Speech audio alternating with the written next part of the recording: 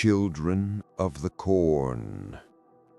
Bert turned the radio on too loud and didn't turn it down because they were on the verge of another argument and he didn't want it to happen. He was desperate for it not to happen. Vicky said something. "What?" he shouted. "Turn it down! Do you want to break my eardrums?" He bit down hard on what might have come through his mouth and turned it down. Vicky was fanning herself with her scarf, even though the T-bird was air-conditioned. "Where are we, anyway?" "Nebraska." She gave him a cold, neutral look. "Yes, Bert, I know we're in Nebraska, Bert, but where the hell are we?" "You've got the road atlas. Look it up. Or can't you read?" Such wit. This is why we got off the turnpike, so we could look at 300 miles of corn and enjoy the wit and wisdom of Bert Robeson. He was gripping the steering wheel so hard his knuckles were white. He decided he was holding it that tightly because if he loosened up, why, one of those hands might just fly off and hit the ex-prom queen beside him right in the chops. "We're saving our marriage," he told himself. "Yes, we're doing it the same way us grunts went about saving villages in the war." "Vicky," he said carefully, "I have driven 1,500 miles on turnpikes since we left Boston. I did all that driving myself because you refused to drive." "Then I did not refuse," Vicky said hotly. "Just because I get migraines when I drive for a long time, then when I asked you if you'd navigate for me on some of the secondary roads, you said, 'Sure, Bert.' Those were your exact words, 'Sure, Bert.' Then, sometimes I wonder how I ever wound up married to you. By saying 2 little words."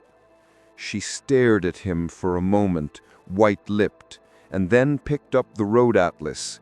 She turned the pages savagely. It had been a mistake leaving the turnpike, Bert thought morosely. It was a shame, too, because up until then they had been doing pretty well, treating each other almost like human beings. It had sometimes seemed that this trip to the coast, ostensibly to see Vicky's brother and wife, but actually a last-ditch attempt to patch up their own marriage, was going to work. But since they left the pike, it had been bad again. How bad? Well, terrible, actually. "We left the turnpike at Hamburg, right?" "Right." "There's nothing more until Gatlin, 20 miles, wide place in the road. Do you suppose we could stop there and get something to eat? Or does your almighty schedule say we have to go until 2 o'clock like we did yesterday?" He took his eyes off the road to look at her. "I've about had it, Vicky. As far as I'm concerned, we can turn around right here and go home and see that lawyer you wanted to talk to, because this isn't working at—" She had faced forward again, her expression stonily set. It suddenly turned to surprise and fear. "Bert, look out! You're going to—" He turned his attention back to the road, just in time to see something vanish under the T-bird's bumper. A moment later, while he was only beginning to switch from gas to brake, he felt something thump sickeningly under the front and then the back wheels. They were thrown forward as the car braked along the center line, decelerating from 50 to 0 along black skid marks. "A dog," he said. "Tell me it was a dog, Vicky." Her face was a pallid cottage cheese color. "A boy, a little boy.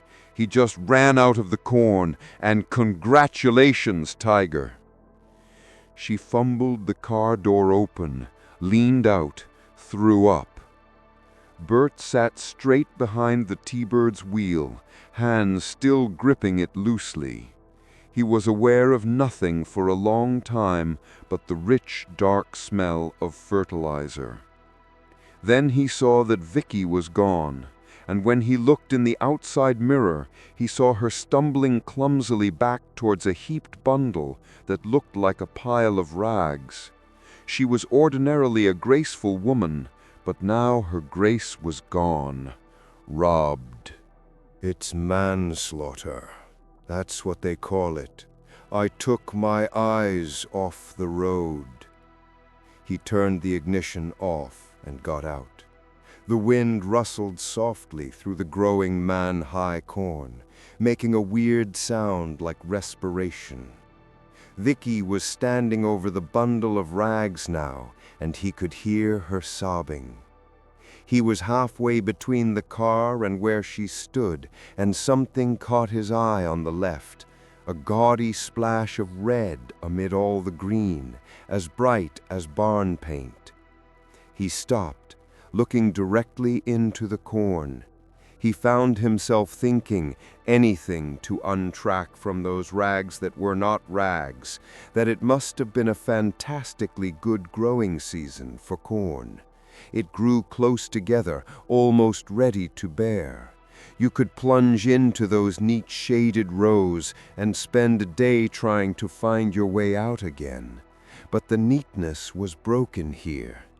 Several tall cornstalks had been broken and leaned askew.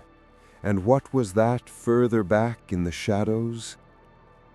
"Bert!" she screamed at him. "Don't you want to come see, so you can tell all your poker buddies what you bagged in Nebraska? Don't you—" But the rest was lost in fresh sobs. Her shadow was puddled starkly around her feet. It was almost noon. Shade closed over him as he entered the corn. The red barn paint was blood.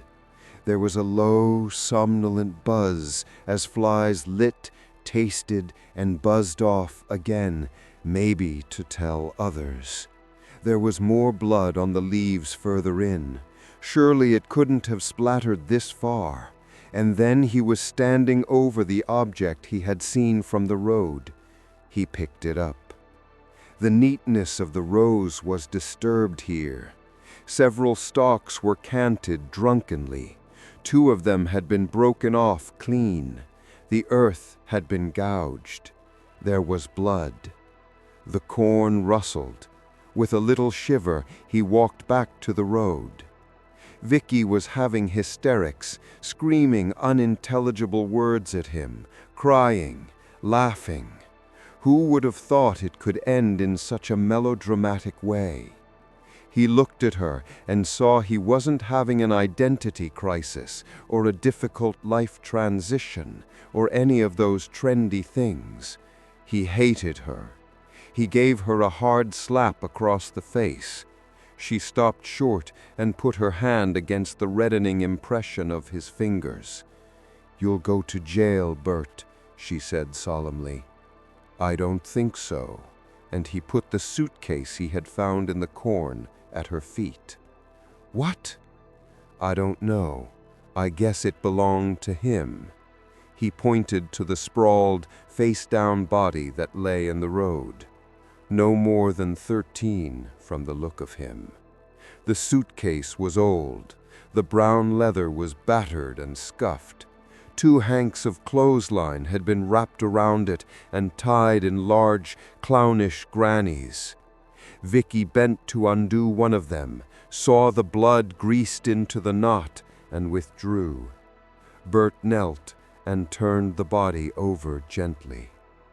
"I don't want to look," Vicky said, staring down helplessly anyway. And when the staring, sightless face flopped up to regard them, she screamed again. The boy's face was dirty, his expression a grimace of terror. His throat had been cut. Bert got up and put his arms around Vicky as she began to sway. "Don't faint," he said very quietly. "Do you hear me, Vicky? Don't faint." He repeated it over and over, and at last she began to recover and held him tight. They might have been dancing there on the noon-struck road with the boy's corpse at their feet. Bert. What? Muffled against his shirt. Go back to the car and put the keys in your pocket. Get the blanket out of the back seat and my rifle. Bring them here. The rifle? Someone cut his throat. Maybe whoever is watching us. Her head jerked up and her wide eyes considered the corn. It marched away as far as the eye could see, undulating up and down small dips and rises of land. I imagine he's gone, but why take chances? Go on, do it. She walked stiltedly back to the car, her shadow following, a dark mascot that stuck close at this hour of the day. When she leaned into the back seat, Bert squatted beside the boy. White male, no distinguishing marks. Run over, yes, but the T-bird didn't cut the kid's throat. It had been cut raggedly and inefficiently. No army sergeant shown the killer the finer points of hand-to-hand assassination, but the final effect was deadly. He had run or been pushed through the last 30 feet of corn, dead or mortally wounded. And Bert Roberson had run him down. If the boy had still been alive when the car hit him, his life had been cut short by 30 seconds at most. Vicky tapped him on the shoulder, and he jumped. She was standing with the brown army blanket over her left arm, the cased pump shotgun in her right hand, her face averted. He took the blanket and spread it on the road. He rolled the body onto it. Vicky uttered a desperate little moan. "You okay?" He looked up at her. "Vicky." "Okay," she said in a strangled voice. He flipped the sides of the blanket over the body and scooped it up, hating the thick, dead weight of it. It tried to make a U in his arms and slither through his grasp. He clutched it tighter, and they walked back to the T-bird. "Open the trunk," he grunted. The trunk was full of travel stuff, suitcases and souvenirs. Vicky shifted most of it into the back seat, and Bert slipped the body into the made space and slammed the trunk lid down. A sigh of relief escaped him. Vicky was standing by the driver's side door, still holding the cased rifle. "Just put it in the back and get in." He looked at his watch and saw only 15 minutes had passed. It seemed like hours. "What about the suitcase?" she asked. He trotted back down the road to where it stood on the white line, like the focal point in an impressionist painting. He picked it up by its tattered handle and paused for a moment. He had a strong sensation of being watched. It was a feeling he had read about in books, mostly cheap fiction, and he had always doubted its reality. Now he didn't. It was as if there were people in the corn, maybe a lot of them, coldly estimating whether the woman could get the gun out of the case and use it before they could grab him, drag him into the shady rows, cut his throat. Heart beating thickly, he ran back to the car, pulled the keys out of the trunk lock, and got in. Vicky was crying again. Bert got them moving, and before a minute had passed, he could no longer pick out the spot where it had happened in the rearview mirror. "What did you say the next town was?" he asked. "Oh," she bent over the road atlas again. "Gatlin. We should be there in 10 minutes. Does it look big enough to have a police station?" "No, it's just a dot." "Maybe there's a constable." They drove in silence for a while. They passed a silo on the left, nothing else but corn. Nothing past them going the other way, not even a farm truck. "Have we passed anything since we got off the turnpike, Vicky?" She thought about it. "A car and a tractor, at that intersection." "No, since we got on this road, Route 17. "No, I don't think we have. Earlier, this might have been the preface to some cutting remark. Now she only stared out of her half of the windshield at the unrolling road and the endless dotted line. Vicky, could you open the suitcase? Do you think it might matter? Don't know. It might. While she picked at the knots, her face was set in a peculiar way, expressionless but tight-mouthed, that Bert remembered his mother wearing when she pulled the innards out of the Sunday chicken. Bert turned on the radio again.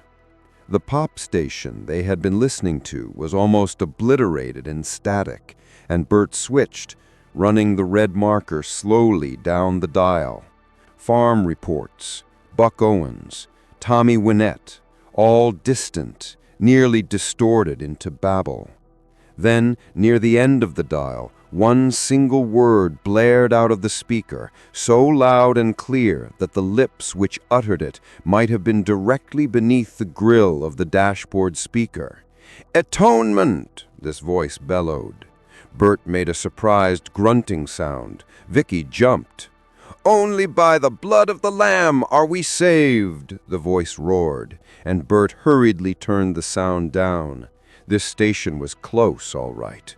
So close that, yes, there it was, poking out of the corn at the horizon, a spidery red tripod against the blue.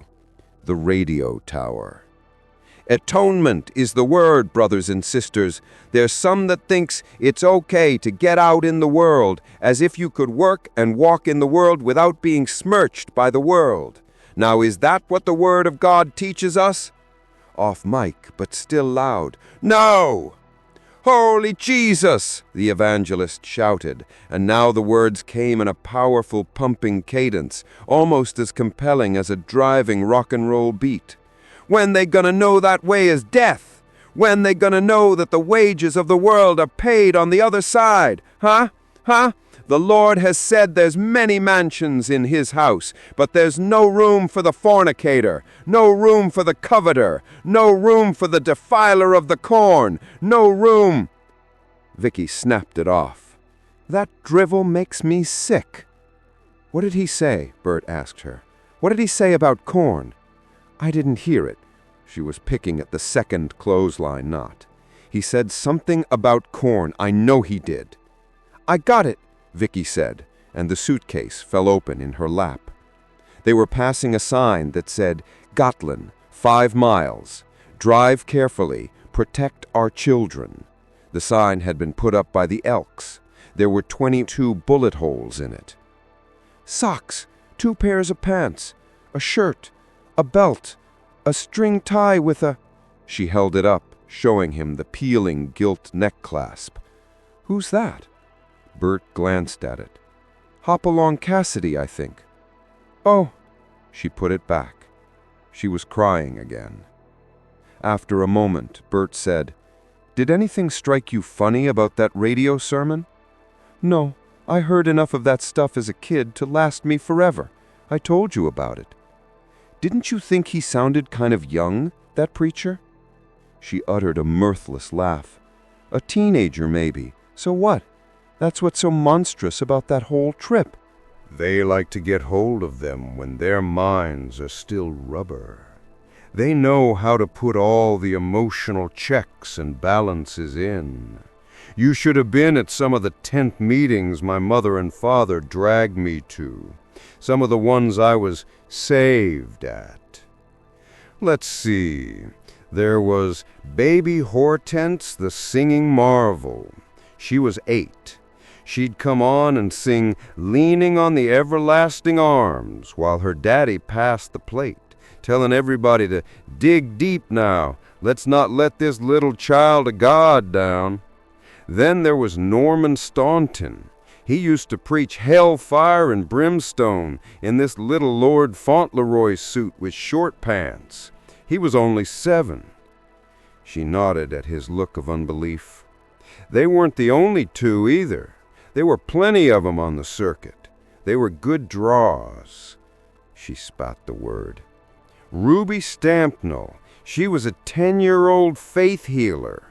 The Grace Sisters. They used to come out with little tin-foil halos over their heads and... Oh! What is it? He jerked around to look at her and what she was holding in her hands. Vicky was staring at it raptly. Her slowly seaning hands had snagged it on the bottom of the suitcase and had brought it up as she talked. Bert pulled over to take a better look. She gave it to him wordlessly. It was a crucifix that had been made from twists of corn husk, once green, now dry. Attached to this by woven corn silk was a dwarf corn cob. Most of the kernels had been carefully removed, probably dug out one at a time with a pocket knife. Those kernels remaining formed a crude cruciform figure in yellowish bas-relief. Corn kernel eyes, each slit long ways to suggest pupils. Outstretched kernel arms, the legs together, terminating in a rough indication of bare feet. Above, 4 letters also raised from the bone-white cob. I-N-R-I. He took a deep breath and held it in, puffed his cheeks out in Jesuit concentric circles, then blew it out. "That's a fantastic piece of workmanship," he said. "It's hideous," she said in a flat, strained voice. "Throw it out." "Vicky, the police might want to see it." "Why?" "Well, I don't know why. Maybe—" "Throw it out! Will you please do that for me? I don't want it in the car." "I'll put it in the back, and as soon as we see the cops, we'll get rid of it one way or the other. I promise, okay?" "Oh, do whatever you want with it," she shouted at him. "You will anyway." Troubled, he threw the thing in back, where it landed on a pile of clothes. Its corn kernel eyes stared raptly at the T-bird's dome light. He pulled out again, gravel splurting from beneath the tires. "We'll give the body and everything that was in the suitcase to the cops. Then we'll be shut of it." Vicky didn't answer. She was looking at her hands. A mile further on, the endless cornfields drew away from the road, showing farmhouses and outbuildings. In one yard, they saw dirty chickens pecking listlessly at the soil. There were faded cola and chewing tobacco ads on the roofs of barns. They passed a tall billboard that said, "Only Jesus saves." They passed a cafe with a Kanako gas island, but Bert decided to go on into the center of town if there was one. If not, they could come back to the cafe. It only occurred to him after they had passed it that the parking lot had been empty, except for a dirty old pickup that looked like it was sitting on 2 flat tires. Vicky suddenly began to laugh, a high, giggling sound that struck Bert as being dangerously close to hysteria. "What's so funny?" "The signs," she said, gasping and hiccuping. "Haven't you been reading them? When they called this the Bible Belt, they sure weren't kidding. Oh, Lordy, there's another bunch." Another burst of hysterical laughter escaped her, and she clapped both hands over her mouth. Each sign had only one word. They were leaning on whitewashed sticks that had been implanted in the sandy shoulder long ago by the looks. The whitewash was flaked and faded. They were coming up at 80-foot intervals, and Bert read, "A cloud by day, a pillar of fire by night." "They only forgot one thing," Vicky said, still giggling helplessly. "What?" Bert asked, frowning.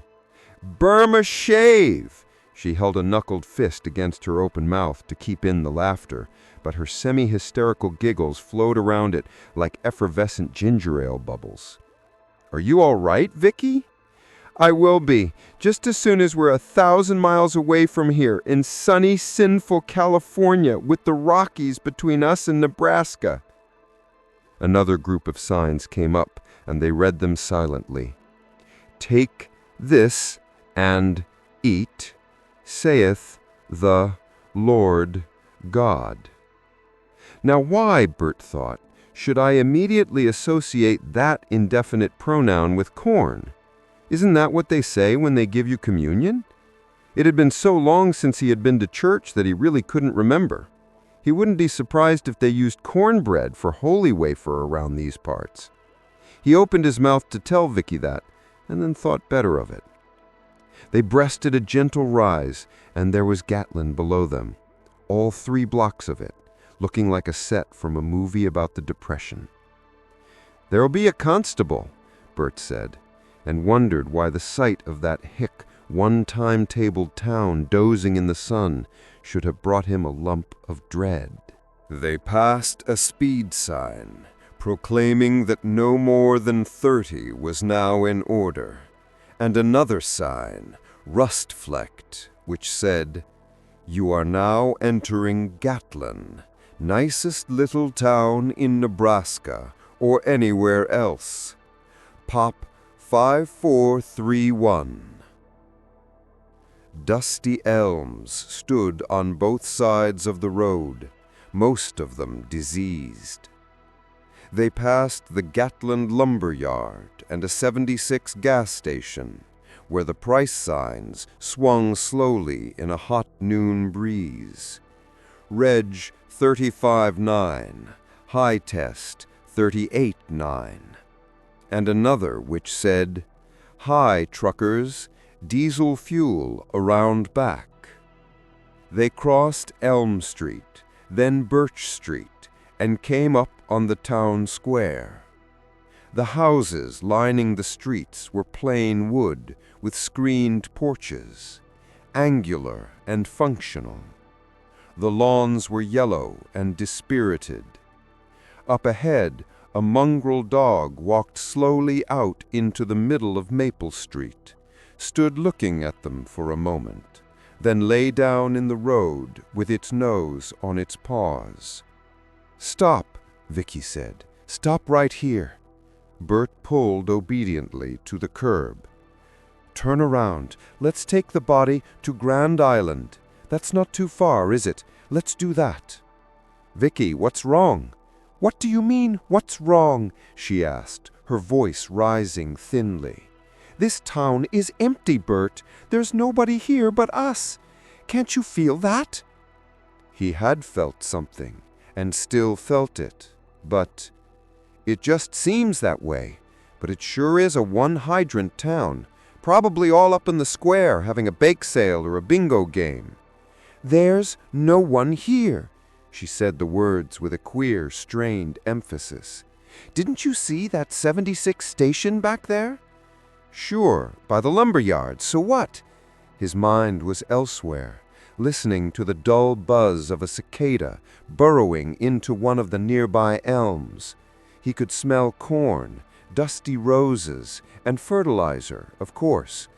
For the first time, they were off the turnpike and in a town in a state he had never been in before, although he had flown over it from time to time in United Airlines 747s, and somehow it felt all wrong, but all right. Somewhere up ahead there would be a drugstore with a soda fountain, a movie house named the Bijou, a school named after JFK. "Bert, the prices said $35.9 for regular and $38.9 for high octane. Now how long has it been since anyone in this country paid those prices?" "At least 4 years," he admitted. "But Vicky, we're right in town, Bert, and there's not a car, not one car. Grand Island is 70 miles away. It would look funny if we took him there. I don't care. Look, let's just drive up to the courthouse, or whatever they have here." "No." "There, damn it, there. Why our marriage is falling apart in a nutshell. No, I won't. No, sir. And furthermore, I'll hold my breath till I turn blue if you don't let me have my way." "Vicky," he said, "I want to get out of here, Bert." "Vicky, listen to me." "Turn around. Let's go." "Vicky, will you stop a minute?" "I'll stop when we're driving the other way. Now let's go." "We have a dead child in the trunk of our car," he roared at her, and took a distinct pleasure at the way she flinched, the way her face crumbled. In a slightly lower voice, he went on. His throat was cut, and he was shoved out into the road, and I ran him over. Now I'm going to drive up to the courthouse or whatever they have here, and I'm going to report it. If you want to start walking back to the pike, go to it. I'll pick you up. But don't you tell me to turn around and drive 70 miles to Grand Island like we had nothing in the trunk but a bag of garbage. He happens to be some mother's son, and I'm going to report it before whoever killed him gets over the hills and far away." "You bastard," she said, crying. "What am I doing with you?" "I don't know. I don't know anymore. But the situation can be remedied, Vicky." He pulled away from the curb. The dog lifted its head at the brief squeal of the tires and then lowered it to its paws again. They drove the remaining block to the square. At the corner of Main and Pleasant, Main Street split in two. There actually was a town square, a grassy park with a bandstand in the middle. On the other end, where Main Street became one again, there were two official-looking buildings. Bert could make out the lettering on one of them. Gatlin Municipal Center. "That's it," he said. Vicky said nothing. Halfway up the square, Bert pulled over again. They were beside a lunchroom, the Gatlin Bar and Grill. "Where are you going?" Vicky asked with alarm as he opened his door. "To find out where everyone is. Sign in the window there says open. You're not going to leave me here alone. So come, who's stopping you?" She unlocked her door and stepped out as he crossed in front of the car. He saw how pale her face was and felt an instant of pity, hopeless pity. "Do you hear it?" she asked as he joined her. "Hear what?" "The nothing. No cars, no people, no tractors, nothing." And then, from a block over, they heard the high and joyous laughter of children. "I hear kids," he said. "Don't you?" She looked at him, troubled. He opened the lunchroom door and stepped into dry, antiseptic heat. The floor was dusty. The sheen on the chrome was dull. The wooden blades of the ceiling fan stood still. Empty tables, empty counter stools. But the mirror behind the counter had been shattered, and there was something else. In a moment he had it. All the beer taps had been broken off. They lay along the counter like bizarre party favors. Vicky's voice was gay and near to breaking. "Sure, ask anybody. Pardon me, sir, but could you tell me—" "Oh, shut up." But his voice was dull and without force. They were standing in a bar of dusty sunlight that fell through the lunchroom's big plate glass window. And again, he had that feeling of being watched, and he thought of the boy they had in their trunk and of the high laughter of children. A phrase came to him for no reason, a legal-sounding phrase, and it began to repeat mystically in his mind. Sight unseen, sight unseen, sight unseen. His eyes traveled over the age-yellowed cards thumb-tacked up behind the counter. Cheeseburg, 35 cents. World's Best Joe, 10 cents. Strawberry rhubarb pie, 25 cents. Today's special, ham and red-eye gravy with mashed pot, 80 cents. How long since he had seen lunchroom prices like that? Vicky had the answer. "Look at this," she said shrilly. She was pointing at the calendar on the wall. "They've been at that bean supper for 12 years, I guess." She uttered a grinding laugh. He walked over. The picture showed two boys swimming in a pond while a cute little dog carried off their clothes. Below the legend was, "Compliments of Gatlin Lumber and Hardware. You break 'em, we fix 'em." The month on view was August 1964. "I don't understand, but I'm sure." "You're sure," she cried hysterically. "Sure, you're sure. That's part of your trouble, Bert. You've spent your whole life being sure." He turned back to the door, and she came after him. "Where are you going?" "To the municipal center." "Bert, why do you have to be so stubborn? You know something's wrong here. Can't you just admit it?" "I'm not being stubborn. I just want to get shut of what's in that trunk."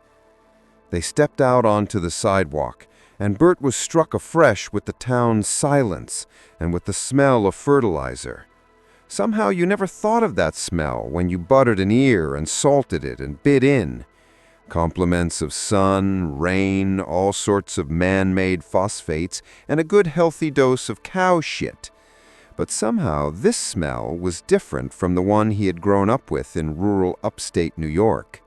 You could say whatever you wanted about organic fertilizer, but there was something almost fragrant about it when the spreader was laying it down in the fields. Not one of your great perfumes, God no, but when the late afternoon spring breeze would pick up and waft it over the freshly turned fields, it was a smell with good associations. It meant winter was over for good. It meant that school doors were going to bang closed in 6 weeks or so and spill everyone out into summer. It was a smell tied irrevocably in his mind with other aromas that were perfume. Timothy grass, clover, fresh earth, hollyhocks, dogwood. But they must do something different out here, he thought. The smell was close, but not the same. There was a sickish, sweet undertone. Almost a death smell. As a medical orderly in Vietnam, he had become well versed in that smell. Vicky was sitting quietly in the car, holding the corn crucifix in her lap and staring at it in a rapt way Bert didn't like. "Put that thing down," he said. "No," she said without looking up. "You play your games, and I'll play mine." He put the car in gear and drove up to the corner. A dead stoplight hung overhead, swinging in a faint breeze. To the left was a neat white church. The grass was cut. Neatly kept flowers grew beside the flagged path up to the door. Bert pulled over. "What are you doing?" "I'm going to go in and take a look. It's the only place in town that looks as if there isn't 10 years' dust on it. And look at the sermon board." She looked. Neatly pegged white letters under glass read, "The power and grace of he who walks behind the rose." The date was July 24th, 1976. The Sunday before. "He who walks behind the rose," he said, turning off the ignition. One of the 9,000 names of God only used in Nebraska, I guess. "Coming?" She didn't smile. "I'm not going in with you." "Fine, whatever you want." "I've never been in a church since I left home, and I don't want to be in that church, and I don't want to be in this town, Bert. I'm scared out of my mind. Can't we just go?" "I'll only be a minute." "I've got my keys, Bert. If you're not back in 5 minutes, I'll just drive away and leave you here." "Now, just wait a minute, lady." "That's what I'm going to do, unless you want to assault me like a common mugger and take my keys. I suppose you could do that." "But you don't think I will?" "No." Her purse was on the seat between them. He snatched it up. She screamed and grabbed for the shoulder strap. He pulled it out of her reach. Not bothering to dig, he simply turned the bag upside down and let everything fall out. Her keyring glittered amid tissues, cosmetics, change, old shopping lists. She lunged for it, but he beat her again and put the keys in his own pocket. "You didn't have to do that," she said, crying. "Give them to me." "No," he said, and gave her a hard, meaningless grin. "No way." "Please, Bert, I'm scared." She held her hand out, pleading now. "You'd wait 2 minutes and decide that was long enough." "I wouldn't." "And then you'd drive off laughing and saying to yourself, 'That'll teach Bert to cross me when I want something.' Hasn't that pretty much been your motto during our married life? 'That'll teach Bert to cross me.'" He got out of the car. "Please, Bert," she screamed, sliding across the seat. "Listen, I know. We'll drive out of town and call from a phone booth, okay? I've got all kinds of change. We can... Don't leave me alone, Bert. Don't leave me out here alone." He slammed the door on her cry and then leaned against the side of the T-Bird for a moment, thumbs against his closed eyes. She was pounding on the driver's side window and calling his name. She was going to make a wonderful impression when he finally found someone in authority to take charge of the kid's body. Oh yes. He turned and walked up the flagstone path to the church doors. 2 or 3 minutes, just to look around, and he would be back out. Probably the door wasn't even unlocked. But it pushed in easily on silent, well-oiled hinges. Reverently oiled, he thought, and that seemed funny for no really good reason. And he stepped into a vestibule so cool it was almost chilly. It took his eyes a moment to adjust to the dimness. The first thing he noticed was a pile of wooden letters in the far corner, dusty and jumbled indifferently together. He went to them, curious. They looked as old and forgotten as the calendar in the bar and grill, unlike the rest of the vestibule, which was dust-free and tidy. The letters were about 2 feet high, obviously part of a set. He spread them out on the carpet. There were 18 of them, and shifted them around like anagrams. Hurt, Bite, Crag, Chap, CS. Nope. Crap, Target, Chibs, Huck. That wasn't much good either. Except for the CH in Chibs. He quickly assembled the word church and was left looking at Rap-Taggett Sibs. Foolish. He was squatting here, playing idiot games with a bunch of letters, while Vicky was going nuts out in the car. He started to get up, and then saw it. He formed Baptist, leaving Rag, Ek, and by changing 2 letters, he had Grace. Grace Baptist Church. The letters must have been out front. They had taken them down and had thrown them indifferently in the corner, and the church had been painted since then so that you couldn't even see where the letters had been. Why? It wasn't the Grace Baptist Church anymore. That was why. So what kind of church was it? For some reason, that question caused a trickle of fear, and he stood up quickly, dusting his fingers. So they had taken down a bunch of letters. So what? Maybe they had changed the place into Flip Wilson's Church of What's Happening Now. But what had happened then? He shook it off impatiently and went through the inner doors. Now he was standing at the back of the church itself, and as he looked toward the nave, he felt fear close around his heart and squeeze tightly. His breath drew in, loud in the pregnant silence of this place. The space behind the pulpit was dominated by a gigantic portrait of Christ, and Bert thought, if nothing else in this town gave Vicky the screaming memes, this would. The Christ was grinning, vulpine. His eyes were wide and staring, reminding Bert uneasily of Lon Chaney in The Phantom of the Opera.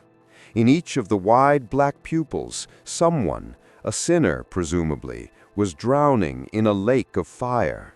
But the oddest thing was that this Christ had green hair which on closer examination revealed itself to be a twining mass of early summer corn. The picture was crudely done, but effective. It looked like a comic strip mural done by a gifted child, an Old Testament Christ, or a pagan Christ that might slaughter his sheep for sacrifice instead of leading them. At the foot of the left-hand rank of pews was a pipe organ, and Bert could not at first tell what was wrong with it. He walked down the left-hand aisle and saw with slowly dawning horror that the keys had been ripped up, the stops had been pulled out, and the pipes themselves filled with dry corn husks. Over the organ was a carefully lettered plaque which read, "Make no music except with human tongue, saith the Lord God." Vicky was right. Something was terribly wrong here. He debated going back to Vicky without exploring any further, just getting into the car and leaving town as quickly as possible, never mind the municipal building. but it grated on him. Tell the truth, he thought. You want to give her band 5,000 a workout before going back and admitting she was right to start with. He would go back in a minute or so. He walked toward the pulpit, thinking, people must go through Gatlin all the time. There must be people in the neighboring towns who have friends and relatives here. The SP must cruise through from time to time. And what about the power company? The stoplight had been dead.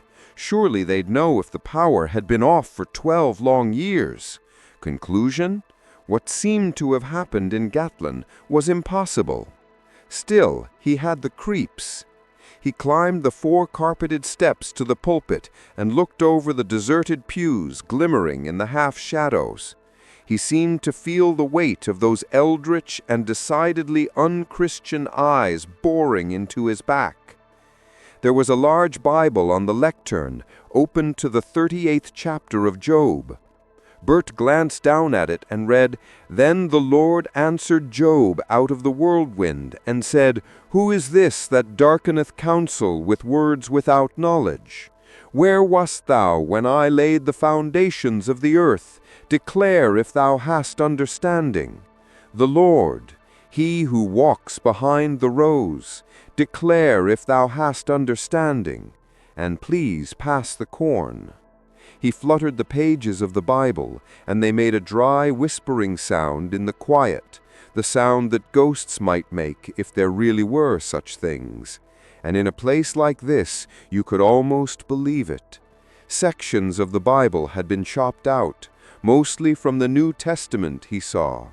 Someone had decided to take on the job of amending good King James with a pair of scissors. But the Old Testament was intact.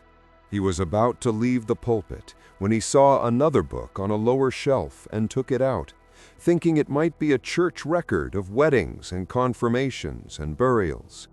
He grimaced at the words stamped on the cover, done inexpertly in gold leaf. "Thus let the iniquitous be cut down, so that the ground may be fertile again, saith the Lord God of hosts." There seemed to be one train of thought around here, and Bert didn't care much for the track it seemed to ride on. He opened the book to the first wide, lined sheet.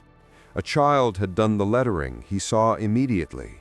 In places, an ink eraser had been carefully used, and while there were no misspellings, the letters were large and childishly made, drawn rather than written.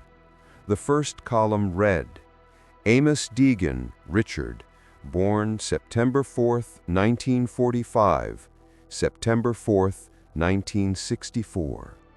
Isaac Renfrew, William, born September 19th, 1945, September 19th, 1964.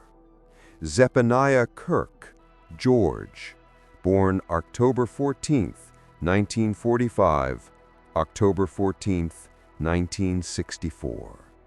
Mary Wells, Roberta, born November 12th, 1945, November 12th, 1964. Yemen Hollis, Edward, born January 5th, 1946, January 5th, 1965. Frowning, Bert continued to turn through the pages. 3/4 of the way through, the double columns ended abruptly. Rachel Stigman, Donna, born June 21, 1957, June 21, 1976. Moses Richardson, Henry, born July 29, 1957. Malachi Boardman, Craig, born August 15th, 1957. The last entry in the book was for Ruth Clausen, Sandra, born April 30th, 1961. Bert looked at the shelf where he had found this book and came up with 2 more. The first had the same iniquitous be cut down logo, and it continued the same record, the single column tracing birth dates and names. In early September of 1964, he found Job Gilman, Clayton, born September 6th, and the next entry was Eve Tobin, born June 16th, 1965. No second name in parentheses. The third book was blank. Standing behind the pulpit, Bert thought about it. Something had happened in 1964, something to do with religion and corn and children. Dear God, we beg thy blessing on the crop, for Jesus' sake, amen. And the knife raised high to sacrifice the lamb, but had it been a lamb? Perhaps a religious mania had swept them. Alone, all alone, cut off from the outside world by hundreds of square miles of the rustling, secret corn. Alone under 70 million acres of blue sky. Alone under the watchful eye of God, now a strange green God, a God of corn, grown old and strange and hungry. He who walks behind the rows. Bert felt a chill creep into his flesh. Vicky, let me tell you a story. It's about Amos Deegan, who was born Richard Deegan on September 4th, 1945. He took the name Amos in 1964. Fine Old Testament name, Amos, one of the minor prophets. Well, Vicky, what happened, don't laugh, is that Dick Deegan and his friends, Billy Renfrew, George Kirk, Roberta Wells, and Eddie Hollis, among others, they got religion and they killed off their parents, all of them. Isn't that a scream? Shot them in their beds, knifed them in their bathtubs, poisoned their suppers, hung them, or disemboweled them for all I know. Why? The corn. Maybe it was dying. Maybe they got the idea somehow that it was dying because there was too much sinning, not enough sacrifice. They would have done it in the corn, in the rows. And somehow, Vicky, I'm quite sure of this, somehow they decided that 19 as old as any of them could live. Richard Amos Deegan, the hero of our little story, had his 19th birthday on September 4th, 1964, the date in the book. I think maybe they killed him, sacrificed him in the corn. Isn't that a silly story? But let's look at Rachel Stigman, who was Donna Stigman in 1964. She turned 19 on June 21, just about a month ago. Moses Richardson was born July 29th. Just 3 days from today, he'll be 19. Any idea what's going to happen to old Mose on the 29th? I can guess. Bert licked his lips, which felt dry. One other thing, Vicky. Look at this. We have Job Gilman, Clayton, born September 6, 1964. No other births until June 16, 1965. A gap of 10 months. Know what I think? They killed all the parents, even the pregnant ones. That's what I think. And one of them got pregnant in October of 1964 and gave birth to Eve, some 16 or 17-year-old girl. Eve, the first woman. He thumbed back through the book feverishly and found the Eve Tobin entry. Below it, Adam Greenlaw, born July 11th, 1965. They'd be just 11 now, he thought, and his flesh began to crawl. And maybe they're out there, someplace. But how could such a thing be kept secret? How could it go on? How, unless the God in question approved? Oh, Jesus, Bert said into the silence. And that was when the T-bird's horn began to blare into the afternoon, one long, continuous blast.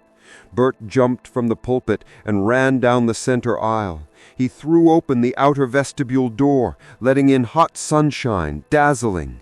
Vicky was bolt upright behind the steering wheel, both hands plastered on the horn ring, her head swiveling wildly. From all around the children were coming. Some of them were laughing gaily. They held knives, hatchets, pipes, rocks, hammers. One girl, maybe 8, with beautiful long blonde hair, held a jack-handle. Rural weapons, not a gun among them. Bert felt a wild urge to scream out, "Which of you is Adam and Eve? Who are the mothers? Who are the daughters, fathers, sons?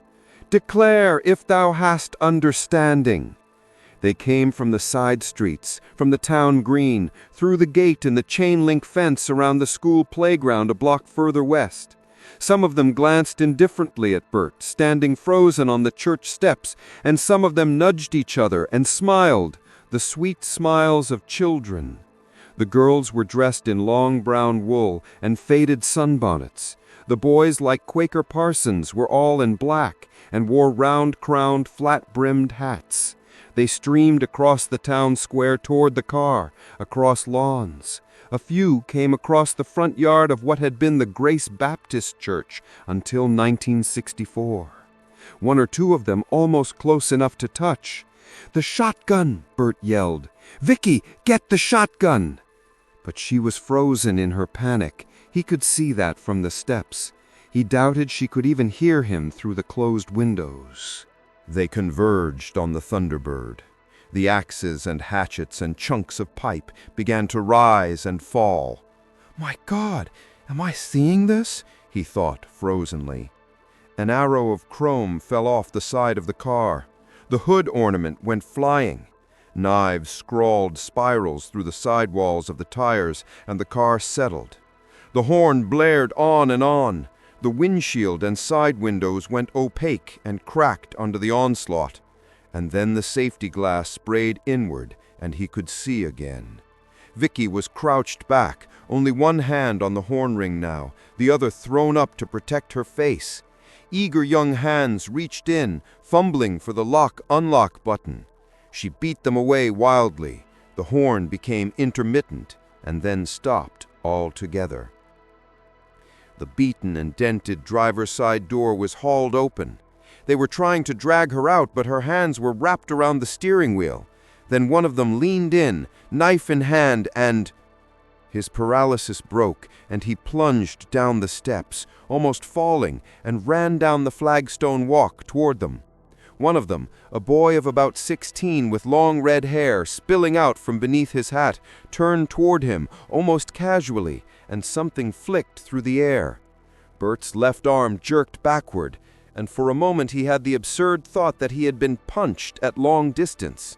Then the pain came, so sharp and sudden that the world went gray. He examined his arm with a stupid sort of wonder. A $1.50 Penzi jackknife was growing out of it, like a strange tumor. The sleeve of his JCPenney sports shirt was turning red. He looked at it for what seemed like forever, trying to understand how he could have grown a jackknife. Was it possible? When he looked up, the boy with the red hair was almost on top of him. He was grinning, confident. "Hey, you bastard!" Bert said. His voice was creaking, shocked. "Remand your soul to God, for you will stand before His throne momentarily," the boy with the red hair said, and clawed for Bert's eyes. Bert stepped back, pulled the Penzi out of his arm, and stuck it into the red-haired boy's throat. The gush of blood was immediate, gigantic. Bert was splashed with it. The red-haired boy began to gobble and walk in a large circle. He clawed at the knife, trying to pull it free, and was unable. Bert watched him, jaw hanging agape. None of this was happening. It was a dream. The red-haired boy gobbled and walked. Now his sound was the only one in the hot, early afternoon. The others watched, stunned. This part of it wasn't in the script, Bert thought numbly. Vicky and we were in the script, and the boy in the corn who was trying to run away, but not one of their own. He stared at them savagely, wanting to scream, "How do you like it?" The red-haired boy gave one last weak gobble and sank to his knees. He stared up at Bert for a moment, and then his hands dropped away from the haft of the knife, and he fell forward. A soft sighing sound from the children gathered around the Thunderbird. They stared at Bert. Bert stared back at them, fascinated, and that was when he noticed that Vicky was gone. "Where is she? Where did you take her?" One of the boys raised a blood-streaked hunting knife toward his throat and made a sawing motion there. He grinned. That was the only answer. From somewhere in back, an older boy's voice, soft, "Get him!" The boys began to walk toward him. Bert backed up. They began to walk faster. Bert backed up faster. The shotgun! The goddamned shotgun! Out of reach. The sun cut their shadows darkly on the green church lawn. And then he was on the sidewalk. He ran. "Kill him!" someone roared, and they came after him. He ran, but not quite blindly. He skirted the municipal building, no help there. They would corner him like a rat, and ran on up Main Street, which opened out and became the highway again 2 blocks further up. He and Vicky would have been on that road now and away if he had only listened. His loafers slapped against the sidewalk. Ahead of him, he could see a few more business buildings, including the Gatlin ice cream shop and, sure enough, the Bijou Theater. The dust-clotted marquee letters read, "Now howing limited engagement Elisa Taylor Cleopatra." Beyond the next cross street was a gas station marking the edge of town. And beyond that, the corn, closing back in to the sides of the road. A green tide of corn. Bert ran. He was already out of breath, and the knife wound in his upper arm was beginning to hurt, and he was leaving a trail of blood. As he ran, he yanked his handkerchief out of his back pocket and stuck it inside his shirt. He ran. His loafers pounded the cracked cement of the sidewalk. His breath rasped in his throat with more and more heat. His arm began to throb in earnest. Some mordant part of his brain tried to ask if he thought he could run all the way to the next town, if he could run 20 miles of 2-lane blacktop. He ran. Behind him he could hear them, 15 years younger and faster than he was, gaining. Their feet slapped on the pavement. They whooped and shouted back and forth to each other.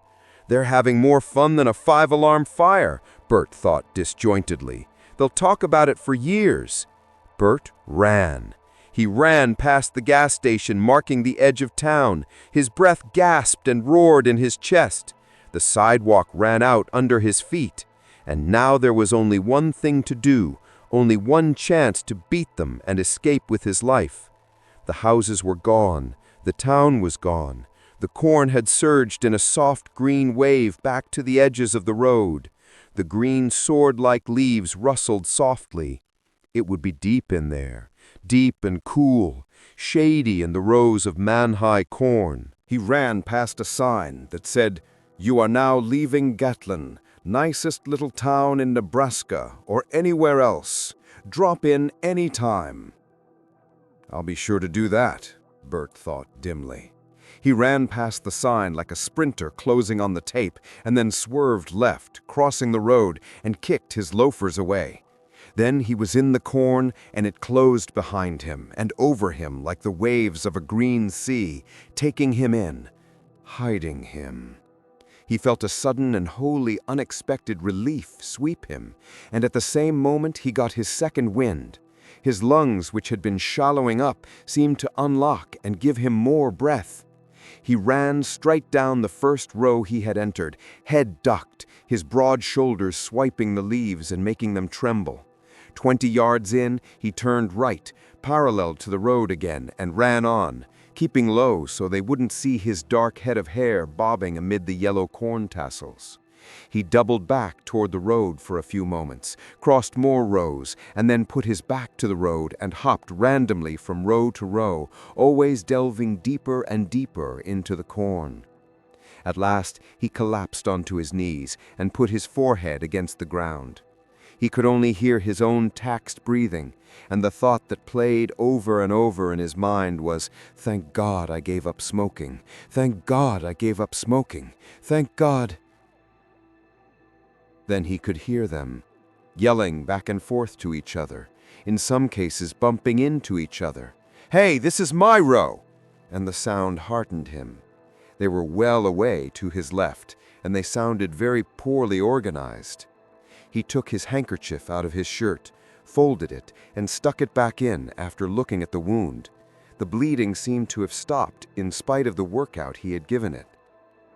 He rested a moment longer and was suddenly aware that he felt good, physically better than he had in years, excepting the throb of his arm.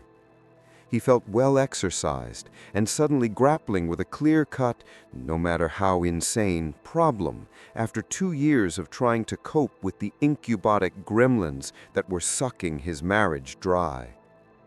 It wasn't right that he should feel this way, he told himself. He was in deadly peril of his life, and his wife had been carried off. She might be dead now. He tried to summon up Vicky's face and dispel some of the odd good feeling by doing so, but her face wouldn't come. What came was the red-haired boy with the knife in his throat. He became aware of the corn fragrance in his nose now, all around him. The wind through the tops of the plants made a sound like voices, soothing. Whatever had been done in the name of this corn, it was now his protector. But they were getting closer. Running hunched over, he hurried up the row he was in, crossed over, doubled back, and crossed over more rows. He tried to keep the voices always on his left, but as the afternoon progressed, that became harder and harder to do. The voices had grown faint, and often the rustling sound of the corn obscured them altogether. He would run, listen, run again. The earth was hard-packed, and his stockinged feet left little or no trace. He stopped much later, and the sun was hanging over the fields to his right, red and inflamed. And when he looked at his watch, he saw that it was 7:15. The sun had stained the corn tops a reddish gold, but here the shadows were dark and deep. He cocked his head, listening. With the coming of sunset, the wind had died entirely, and the corn stood still, exhaling its aroma of growth into the warm air. If they were still in the corn, they were either far away or just hunkered down and listening. But Bert didn't think a bunch of kids, even crazy ones, could be quiet for that long. He suspected they had done the most kid-like thing, regardless of the consequences for them. They had given up and gone home. He turned toward the setting sun, which had sunk between the raftered clouds on the horizon, and began to walk. If he cut on a diagonal through the rows, always keeping the setting sun ahead of him, he would be bound to strike Route 17 sooner or later. The ache in his arm had settled into a dull throb that was nearly pleasant, and the good feeling was still with him. He decided that as long as he was here, he would let the good feeling exist in him without guilt. The guilt would return when he had to face the authorities and account for what had happened in Gatlin. But that could wait. He pressed through the corn, thinking he had never felt so keenly aware.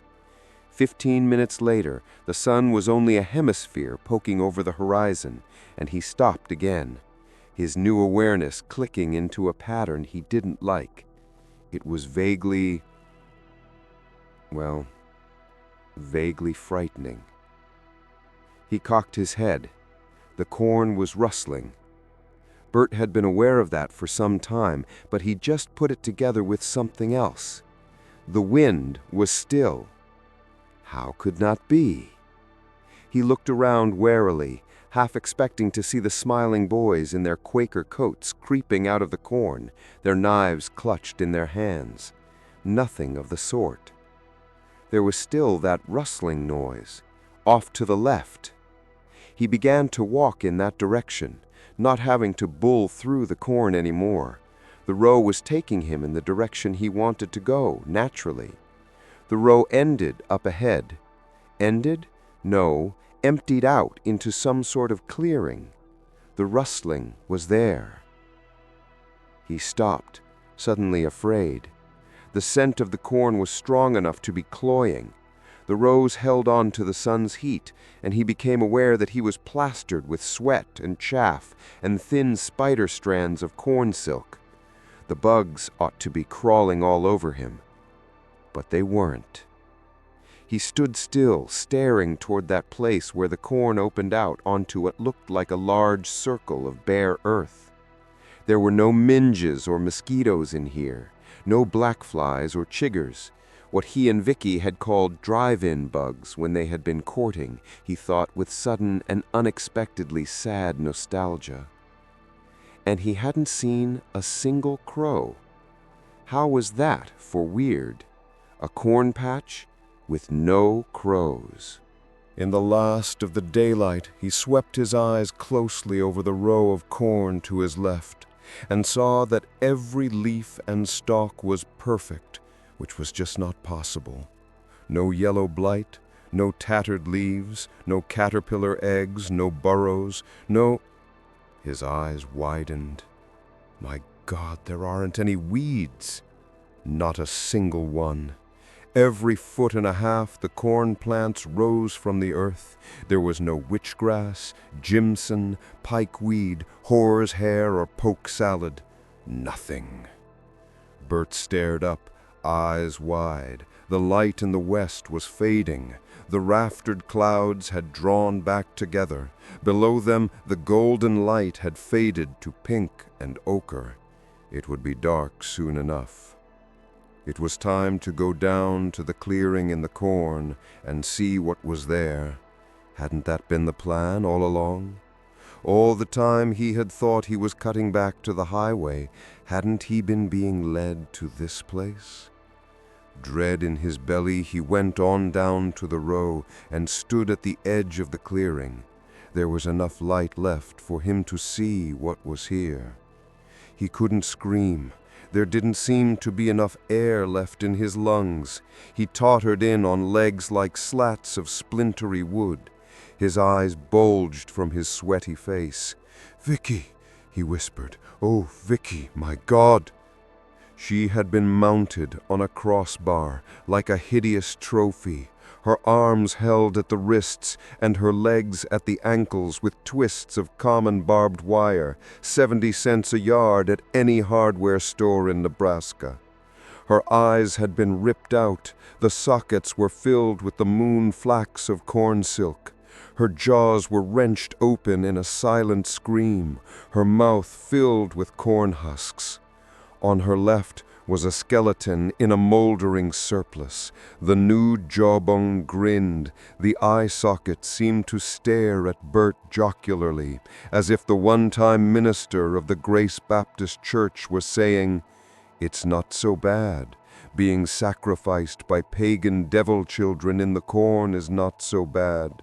Having your eyes ripped out of your skull according to the laws of Moses is not so bad."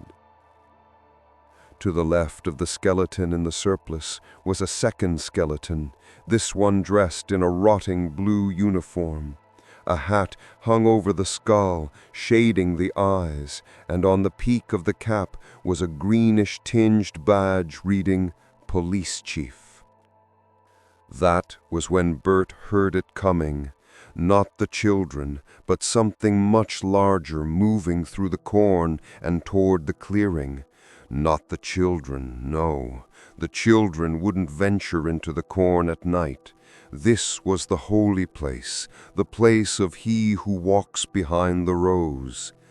Jerkily, Bert turned to flee. The row he had entered the clearing by was gone, closed up. All the rows had closed up. It was coming closer now, and he could hear it, pushing through the corn. He could hear it breathing. An ecstasy of superstitious terror seized him. It was coming. The corn on the far side of the clearing had suddenly darkened, as if a gigantic shadow had blotted it out. Coming, he who walks behind the rows. It began to come into the clearing. Bert saw something huge, bulking up to the sky, something green with terrible red eyes the size of footballs, something that smelled like dried corn husks, years in some dark barn. He began to scream, but he did not scream long. Some time later, a bloated orange harvest moon came up. The children of the corn stood in the clearing at midday, looking at the 2 crucified skeletons and the 2 bodies. The bodies were not skeletons yet, but they would be, in time. And here in the heartland of Nebraska, in the corn, There was nothing but time. Behold, a dream came to me in the night, and the Lord did shew all this to me. They all turned to look at Isaac grave and wonder, even Malachi. Isaac was only 9, but he had been the seer since the corn had taken David a year ago. David had been 19, and he had walked into the corn on his birthday, just as dusk had come down the summer rose. Now, small face grave under his round-crowned hat, Isaac continued, "And in my dream the Lord was a shadow that walked behind the rows, and he spoke to me in the words he used to our older brothers years ago. He is much displeased with this sacrifice." They made a sighing, sobbing noise and looked at the surrounding walls of green. "And the Lord did say, Have I not given you a place of killing, that you might make sacrifice there? And have I not shewn you favor? But this man has made a blasphemy within me, and I have completed this sacrifice myself, like the blue man and the false minister who escaped many years ago." "The blue man, the false minister," they whispered and looked at each other uneasily. "And so now is the age of favor lowered from 19 plantings and harvestings to 18 plantings and harvestings," Isaac continued relentlessly. "Yet be fruitful and multiply as the corn multiplies, that my favor may be shewn you and be upon you." Isaac ceased. The eyes turned to Malachi and Joseph, the only 2 among this party who were 18. There were others back in town, perhaps 20 in all. They waited to hear what Malachi would say. Malachi, who had led the hunt for Japheth, who evermore would be known as Ahaz, cursed of God. Malachi had cut the throat of Ahaz and thrown his body out of the corn so the foul body would not pollute it or blight it. "I obey the word of God," Malachi whispered. The corn seemed to sigh its approval. In the weeks to come, the girls would make many corncob crucifixes to ward off further evil. And that night, all of those now above the age of favor walked silently into the corn and went to the clearing to gain the continued favor of he who walks behind the rows. "Goodbye, Malachi," Ruth called. She waved disconsolately. Her belly was big with Malachi's child, and tears coursed silently down her cheeks. Malachi did not turn. His back was straight. The corn swallowed him. Ruth turned away, still crying. She had conceived a secret hatred for the corn, and sometimes dreamed of walking into it with a torch in each hand when dry September came and the stalks were dead and explosively combustible. But she also feared it. Out there, in the night, something walked, and it saw everything, even the secrets kept in human hearts. Dusk deepened into night. Around Gatlin the corn rustled and whispered secretly. It was well pleased.